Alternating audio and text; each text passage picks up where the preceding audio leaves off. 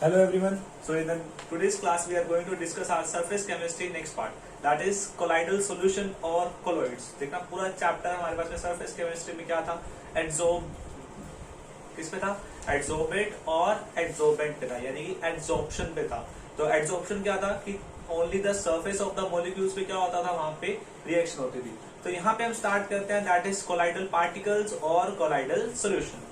तो colloidal particles और colloidal solutions क्या होता है, सबसे पहले उसके लिए भी डिस्कस करना पड़ेगा, that is what is colloid. That is colloid. ठीक है. कॉलॉइड से पहले हमारे पास में एक पार्टिकल आते हैं, दैट आर क्रिस्टलॉइड्स.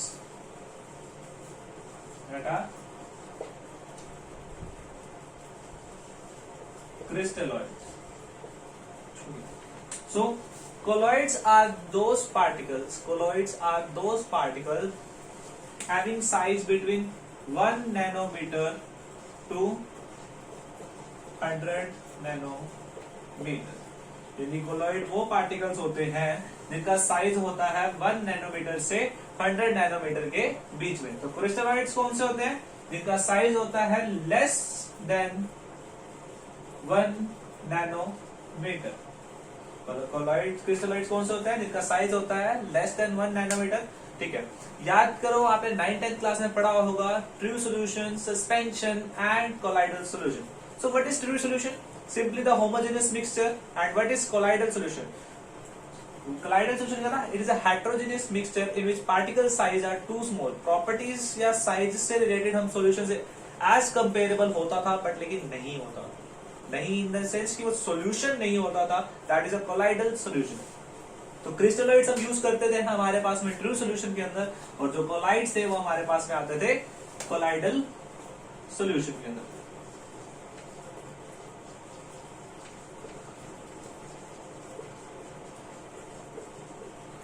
कोलाइड्स थे जो हमारे पास में आते थे, that is colloidal solution.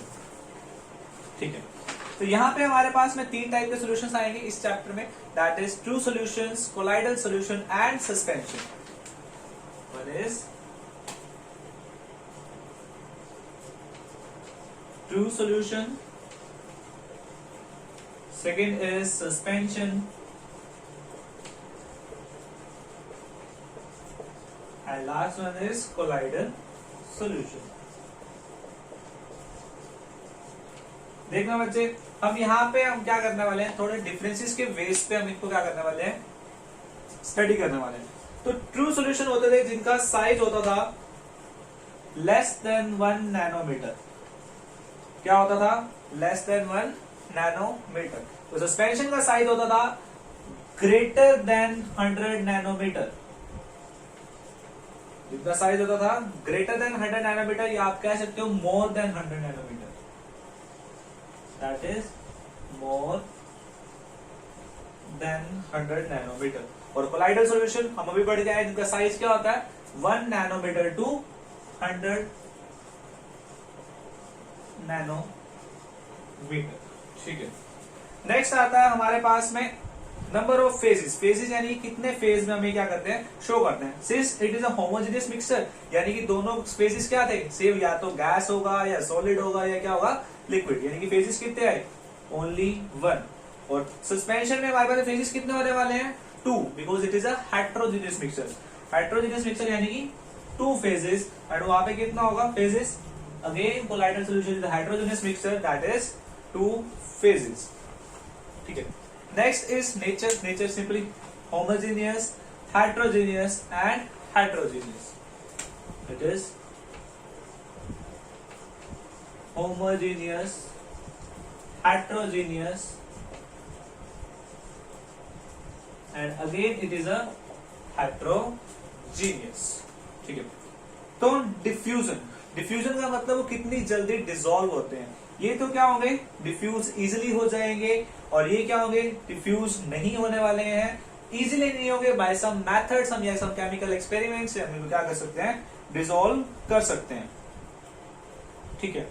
So next आता है हमारे पास में, that is Tyndall effect. That is Tyndall effect. Tyndall effect क्या होगा, scattering of light different different colours में शो करना, किसको, एक ही व्हाइट लाइट को. तो सस्पेंशन या सॉरी ट्रू सॉल्यूशन में हमारे पास में टिंडल इफेक्ट नहीं होता। ट्रू सॉल्यूशन में हमारे पास में टिंडल इफेक्ट क्यों नहीं होता? Because size of the particle is very very small. और सस्पेंशन में हमारे पास में टिंडल इफेक्ट नहीं होता, बिकॉज क्या होता है, पार्टिकल्स क्या हाइड्रोजनस मिक्सचर है, नीचे सेटल डाउन हो जाते हैं, तो जिससे क्या होता है, लाइट ट्रांसफर ही नहीं हो पाती। बट इन कोलाइडल सॉल्यूशन में टिंडल इफेक्ट होता है। So here are the some differences, ठीक है, और भी डिफरेंसेस है, आप अपने वे में लिख सकते हो। तो नेक्स्ट आवर टॉपिक इज कि classification of colloids, that is classification of colloids.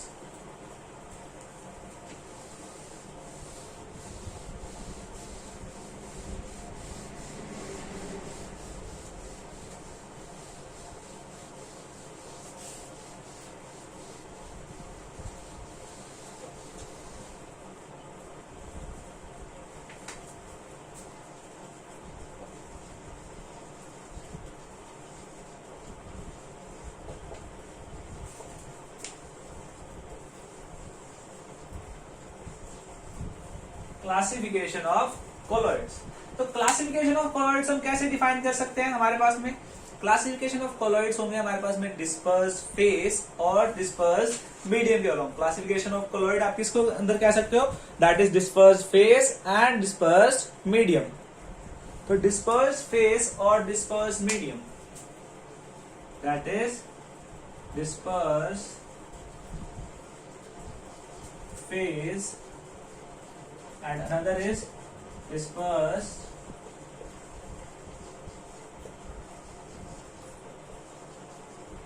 medium. So what is dispersed phase and dispersed medium in colloids या colloidal solution में आप कह सकते हो? Dispersed phase is simply, dispersed phase आपके पास में क्या होता है कि याद करो, सोल्यूशन के अंदर हमारे पास में सोल्यूट और सॉल्वेंट होते थे। क्या होते थे? Solute and solvent. तो डिस्पर्स फेज का मतलब भी एक्ट करेगा as a solute in colloidal solution, और डिस्पर्स मीडियम एक्ट करेगा as a solvent in colloidal solution.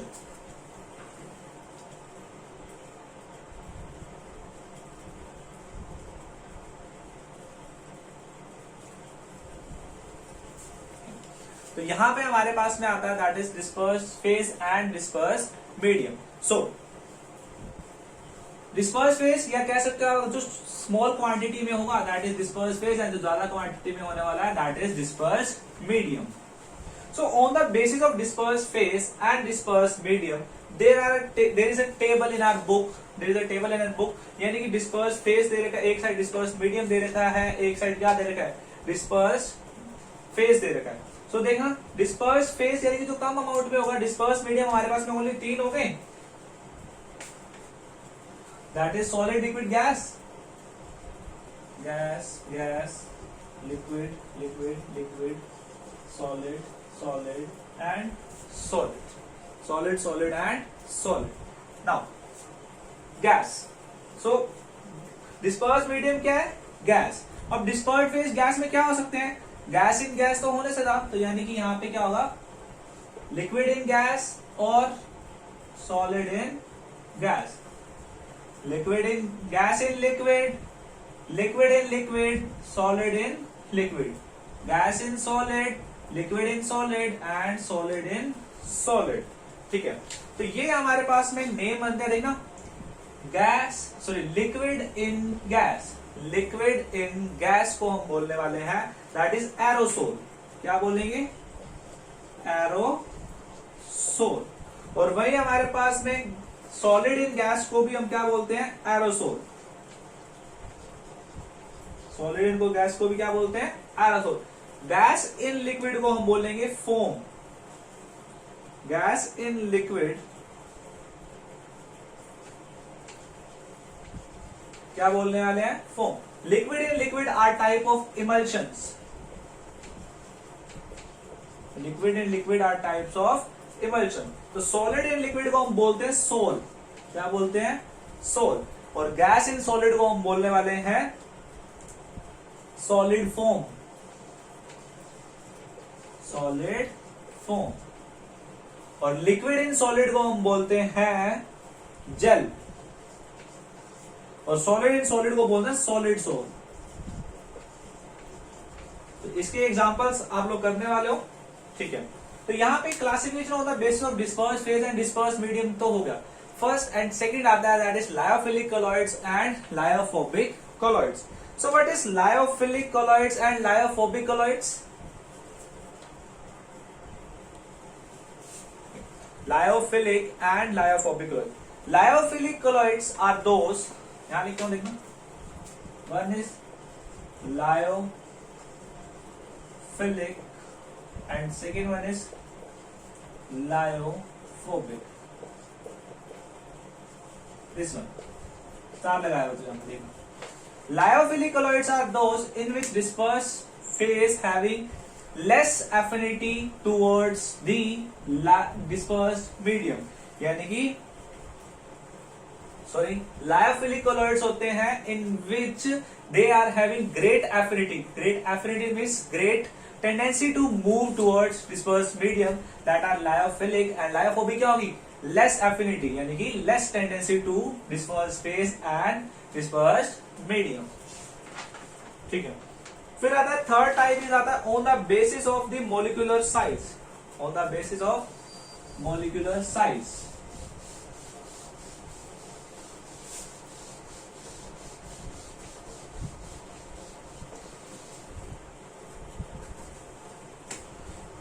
First is मल्टीमोलिकुलर,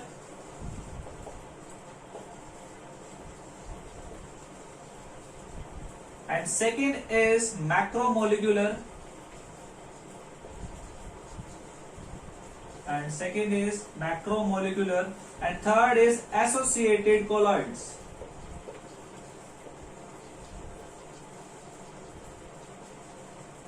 ठीक है, and third is associated colloids.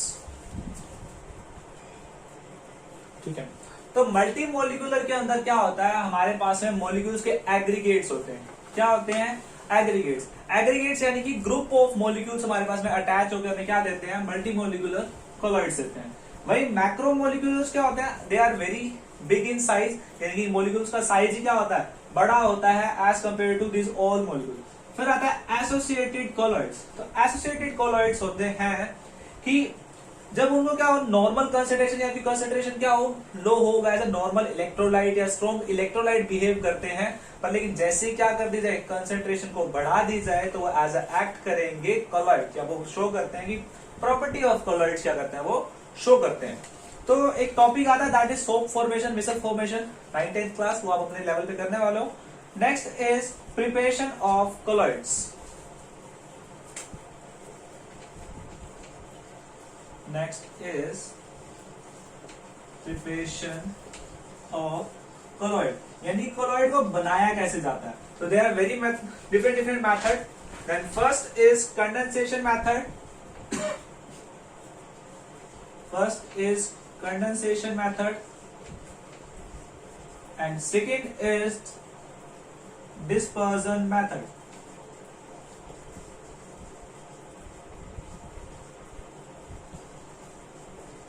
नाम से क्लियर हो गए? कंडेंसेशन का मतलब हमें कंडेंस करना पड़ेगा, मतलब चीजों को छोटा करना पड़ेगा, और डिस्पर्स का मतलब एक के ऊपर भेजना पड़ेगा। सो ठीक है। नेक्स्ट आता है हमारे पास में प्योरिफिकेशन ऑफ कोलाइडल सॉल्यूशन। ये मतलब कोलाइडल सॉल्यूशन को प्योरीफाई कैसे किया जाता है? सबसे बेस्ट एग्जांपल होता है दैट इज डायलिसिस। आपने देखा होगा कि डायलिसिस क्या करते हैं, हमारे इम्प्योर ब्लड को क्या करते हैं, प्योर फॉर्म में कन्वर्ट करते हैं। And as we know our blood is an example of colloidal solution. ठीक है। देन आता है, ठीक है, प्रॉपर्टीज ऑफ कोलॉइड्स की, मतलब कोलॉइड्स की प्रॉपर्टीज क्या होती हैं, कोलॉइड्स को यूज कहां पे किया जाता है। So physical properties, that are physical properties. पहले हम डिस्कस करते हैं फिजिकल प्रॉपर्टीज के बारे में।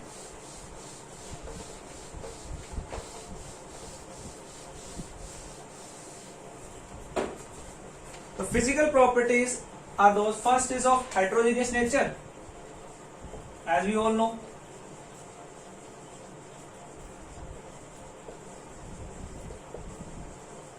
And second is फिल्टरेबिलिटी।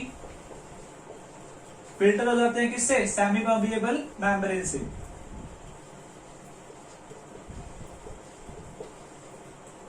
Then third is stable in nature, they are very stable. And fourth is visibility, different physical properties और भी आ सकती है हमारे पास, that is colour and last is surface area, तो यहां पे हमारे पास में आते हैं फिजिकल प्रॉपर्टीज और कॉलिगेटिव प्रॉपर्टीज। याद है सोल्यूशन चैप्टर में हमने क्या किया था, कॉलिगेटिव प्रॉपर्टीज की थी। तो कॉलिगेटिव प्रॉपर्टीज क्या थी हमारे पास में, जो सिर्फ और सिर्फ size of the solute particles, यानी कि यहाँ पे डिस्पर्स फेस पे, यानी size of the disperse phase पे क्या करने वाली है, एक्ट करने वाली है, that are colligative properties. They also show Brownian movement. अच्छा, what is Brownian movement? Brownian movement is simply एक पार्टिकल्स का रैंडम मोशन होता है, इस वे में जाता है। अगर वो यहां से स्टार्ट हुआ, ऐसे गया,